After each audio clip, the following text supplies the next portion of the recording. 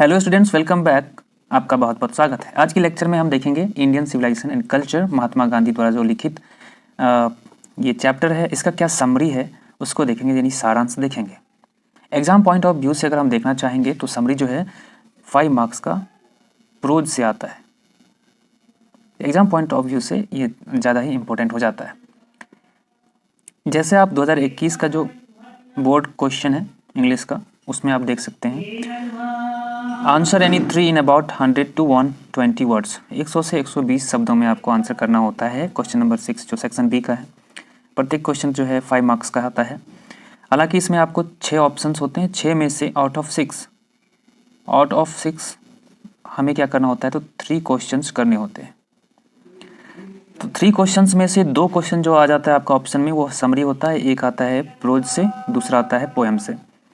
तो इस प्रकार से समरी का जो मार्क के हिसाब से अगर देखेंगे तो 10 मार्क्स का क्वेश्चन सेक्शन बी में पूछा जाता है। तो जैसे इस साल का जो क्वेश्चन था, आपको 3 ऑप्शन दिए गए थे इसमें, the earth, I have a dream, A pinch of snuff. इसमें से किसी भी पर 100 से 120 वर्ड में क्या करना था, तो समरी लिखना था।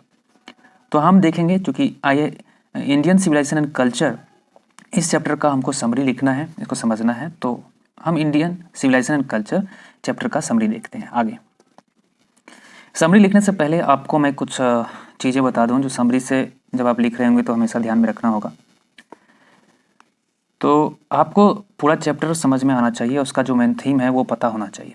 चैप्टर क्या है, उसको किसने लिखा और उन्होंने उसमें मुख्य बातें क्या कही हैं, इसको क्या करना है। तो सबसे पहले इंट्रो कर दीजिए, इंट्रोडक्शन पार्ट। तो जैसे यहाँ मैंने लिखा इंडियन सिविलाइजेशन एंड कल्चर। आपने चैप्टर पढ़ा है तो एकदम आप बता सकते हैं कि इसमें भारतीय सभ्यता और संस्कृति के बारे में बात कर रहे हैं महात्मा गांधी, ठीक है। और इसकी तुलना जो है वो वेस्टर्न सिविलाइजेशन या फिर मॉडर्न सिविलाइजेशन या यूरोपियन सिविलाइजेशन से कर रहे हैं। तो देखिए लाइन है, Indian civilization and culture is an extract in which Mahatma Gandhi talks about the sound foundation of Indian civilization and culture. तो इस लाइन से एकदम क्लियर हो जाता है कि ये पूरा का पूरा चैप्टर, इसका नाम क्या है, इंडियन सिविलाइजेशन एंड कल्चर है, भारतीय सभ्यता और संस्कृति है। इसे लिखा कौन है, महात्मा गांधी ने लिखा है। इसमें वो कह क्या रहे हैं, दरअसल ये है क्या, है ना, लिटरली ये है क्या, साहित्यिक तौर पर है क्या। तो यहाँ पर हमने लिखा है एक्सट्रैक्ट, ये निचोड़ है महात्मा गांधी के द्वारा जो भी स्पीच दिया गया था, उनकी जो फिलॉसफी है उस पर आधारित है, ठीक है। इसमें अब वो कहते क्या हैं, टॉक्स अबाउट साउंड फाउंडेशन, जो मजबूत नींव है भारतीय सभ्यता की और संस्कृति की, उसके बारे में वो बात कर रहे हैं। और मेन अगर देखेंगे तो वो तुलना भी कर रहे हैं, कंपेयर्स इट, भारतीय सभ्यता की तुलना करते हैं विथ वेस्टर्न, मॉडर्न और यूरोपियन सिविलाइजेशन से। अलग अलग तरीक़ों से वो भारतीय सभ्यता के फीचर्स के बारे में बताते हैं, साथ ही साथ जो है मॉडर्न, यूरोपियन, वेस्टर्न सिविलाइजेशन की खामियों को बताते हैं। तो इस प्रकार से वो कंपेयर करते हैं और कंपेयर करके बताते हैं कि जो इंडियन सिविलाइजेशन एंड कल्चर है वो कहीं अन्य सभ्यताओं से क्या है, तो आगे है, बेहतर है। अब देखिए नेक्स्ट पैरा जो है, इसमें हम बता रहे हैं कि वो किस आधार पर, किस तर्क के आधार पर वो ऐसा कह रहे हैं। तो गांधी जी सेज, कहते हैं, that Indian civilization is the best civilization. जो भारतीय सभ्यता है या संस्कृति है, वो दुनिया की सभ्यता और संस्कृतियों में सबसे अच्छा है, बेस्ट है, सबसे आगे है। Since it elevates moral being, ऐसा इसलिए क्योंकि भारतीय सभ्यता जो है वो नैतिक होने को, नैतिकता को ज़्यादा महत्व देता है, बढ़ावा देता है।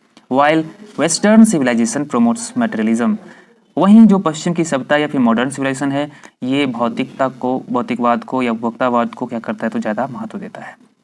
अकॉर्डिंग टू गांधी जी के अनुसार, हमें इसमें ध्यान रखना है कि हम अपना विचार नहीं देना है, यानी गांधी जी के अनुसार ही हम कहेंगे, जो भी उनका फिलॉसफी है, उनका जो विचार है इस चैप्टर में आया है, उसी को बताएंगे। According to Gandhi ji, civilization is the mode of conduct which points out to man the path of duty.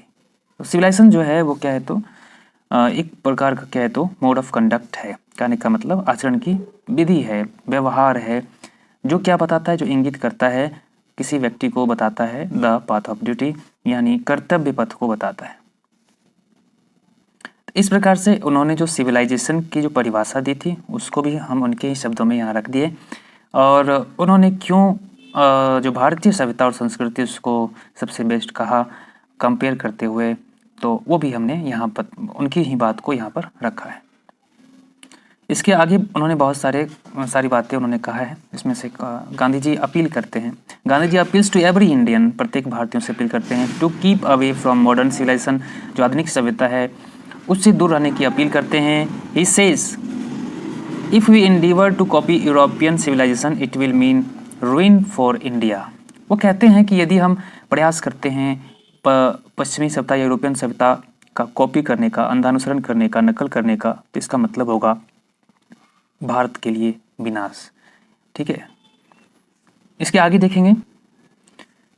Eight last Gandhi ji says for the service of humanity one should restrict our wants deliberately and voluntarily. He also suggest Europeans to remodel their outlooks.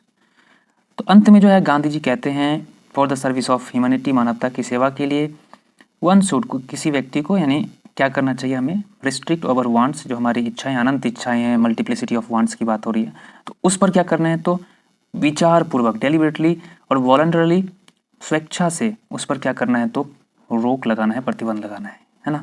जितना necessary है उतना ही ठीक है, उसके अलावा जो अनंत इच्छाएं हैं उस पर क्या करना है, तो रोक लगाना है।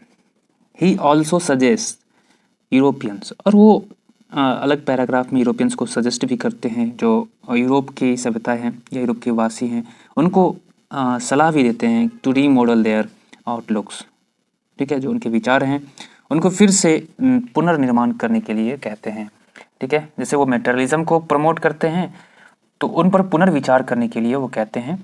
ठीक है, यूरोपियन से वो आग्रह करते हैं। तो इस प्रकार से आप समरी कर सकते हैं। 100 से 120 वर्ड्स, ये लिमिटेशन वर्ड लिमिटेशन है, तो आप इस प्रकार से कर सकते हैं। Join us today for quality learning.